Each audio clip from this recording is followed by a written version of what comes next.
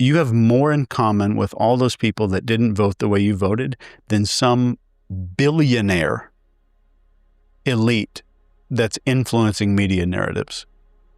Even if that billionaire votes the same way you do, you still have more in common with that person that voted the other way that you see every day in your life. That's not crazy. That is absolute engineered reality. Hey guys, today we're going to review a clip by Jack Neal where he interviews Chase Hughes, the infamous PsyOps specialist. You're probably not going to like what Chase has to say, but it's worth listening to. He's going to drop some pretty wild truth bombs on you. He's also going to tell you how to spot a PSYOP when you're in it. In bad news, you're in a PSYOP. Let's check it out. How do you know if you're in the middle of a psychological operation? I would just assume 24/7 that we are. But let's go into the details. But what are the signs that something is a psychological operation specifically? So narrative sticking points. So matching narrative is number one. Matching narrative means that I'm hearing pretty much the same messaging from media outlets, celebrity influencers, which is number two, and authority. So people that are in a position of social authority, not like cops and lawyers and judges, but people in social authority, like pop singers, and I won't say any names, pop singers, the most popular pop singers, all saying the same shit on social media. That should terrify you to the deepest part of your core, that none of this is real, or none of this is what it seems like. And those are the first two. Number three is if you're seeing people silenced or ostracized for disagreeing with an idea. We saw this during the pandemic, like crazy. There were Harvard-educated medical doctors that were kicked off of social media, which is our greatest fear of human beings, is being ostracized socially. It's greater than death. This is why public speaking is rated higher by almost everybody than death. And it's not public speaking that we're afraid of. It's being out there and having a big idea and then getting rejected by a large crowd. That's what terrifies human beings. And you can leverage the shit out of that, especially when you can manufacture an artificial tribe on social media. So Harvard-educated doctors that disagreed with this mainstream narrative were getting banned. And the dude, I can't remember his name, I wish I could, but the dude who invented mRNA vaccines was on there and went against the narrative and got ostracized. The dude who invented this kind of vaccine, it's unbelievable. So like, and that step three, just remember in your mind that if an idea requires suppression to exist, it's a horrible idea and it's most likely a PSYOP. Good ideas don't need to suppress other people. Good ideas travel on their own. Good ideas spread on their own. It doesn't need suppression by itself. So those three are some of the big ones. And is it fair to assume then that the people who are the most silenced have an idea that holds value, at least? Yes. If I'm seeing a large group of people or companies, because it's not like, you're not seeing like, it's not the news host that's silencing that person. It's the billionaire owner of that network. And that's a big deal. That needs to terrify you to your core. Because if I could go on a little rant here and just let's talk about PSYOPs and for real right now. Now, I've always had a different approach that sort of has led me to similar conclusions. I come from a background with ecology, and one of the things you study, of course, is selective pressure and evolution and convergent evolution. What that is imagine that you have two separate evolutionary pathways. Maybe you have animals in Australia and animals in North America, and they have two separate lineages, but they have the same physical features and they occupy the same functional niches within an ecosystem. Think of like a flying squirrel and one's in Australia, and it's a marsupial, and one's in North America, and it's a mammal, but they both live in a forest, and they both have the same basic survival strategy with the same body form. That's convergent evolution. So what that is the selective pressures on their environments, even though they took two totally separate pathways to get to the same place, those selective pressures evolved the same traits. And so when he talks about everyone telling the same story, all the pop singers, all the news media, what I see is convergent evolution. I see a force that is acting universally across the system. That's a selective pressure that's causing these traits to evolve, that's causing this behavior to evolve. For me, that raised my spidey senses a long time ago. It was really validated during the pandemic, but it began a long time before that I started noticing this stuff. Let me know what you think. Let me know if that made any sense to you the way I explained it, because my brain's always been a little bit wonky. I've always kind of thought of things in my own way, and sometimes that's useful, and then sometimes it's just I'm right out to lunch. So leave a comment below and let me know what you think.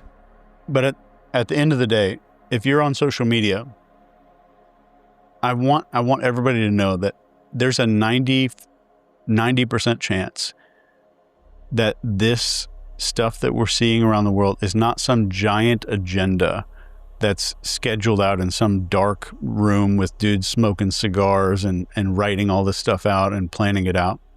If you look at how algorithms work, it's not like let's serve George Soros or anything like that. The algorithms are what's going to make Jack click on this ad to buy some new boots or to buy a new coat, right? And that's what the algorithms do. And we can go deep into how algorithms manipulate the shit out of you if you want to do that. But and the second thing that they do is make you feel like you're part of a tribe.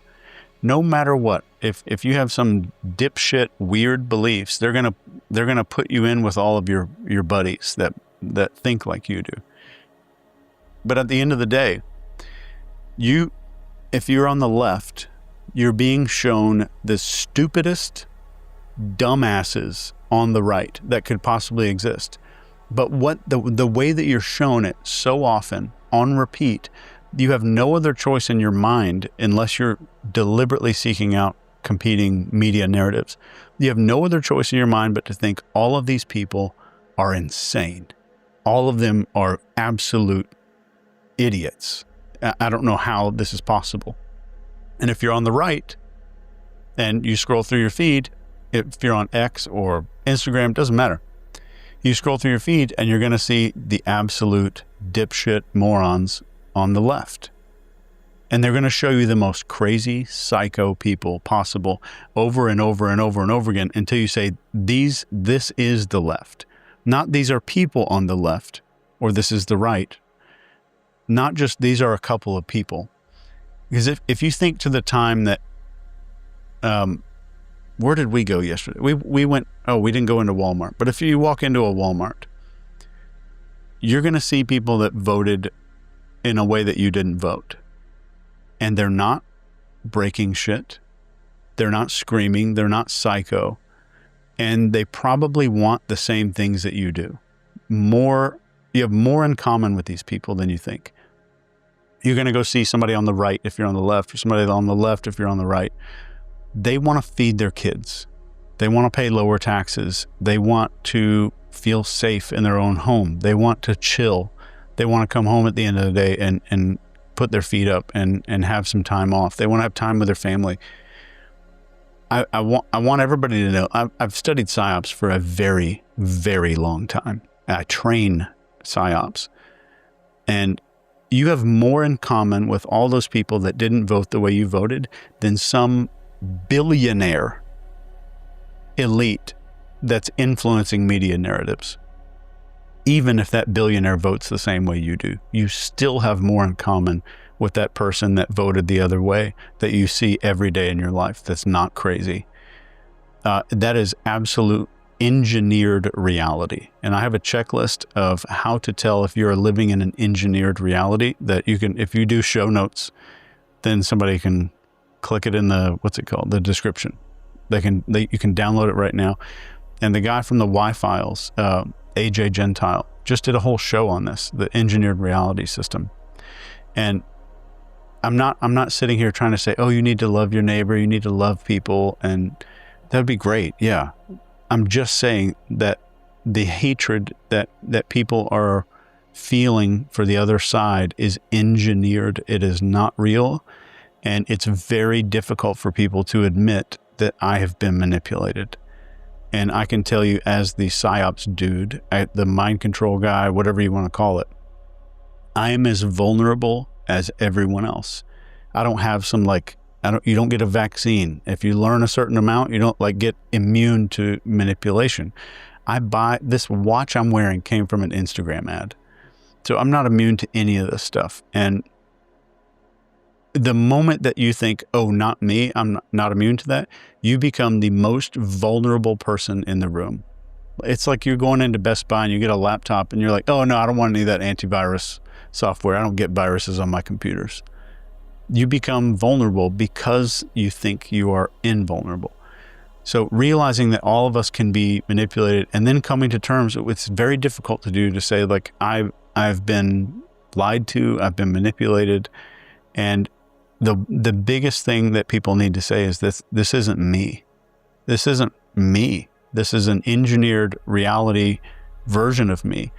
And what are those people responding to? Why am I getting mad at the left or mad at the right? Context. My perception got shifted, then my context, and then my permission to treat people like shit, or however I choose to react to that situation. I really like what he said there about, it's not realistic that people are just sitting there in back rooms smoking cigars, planning things out.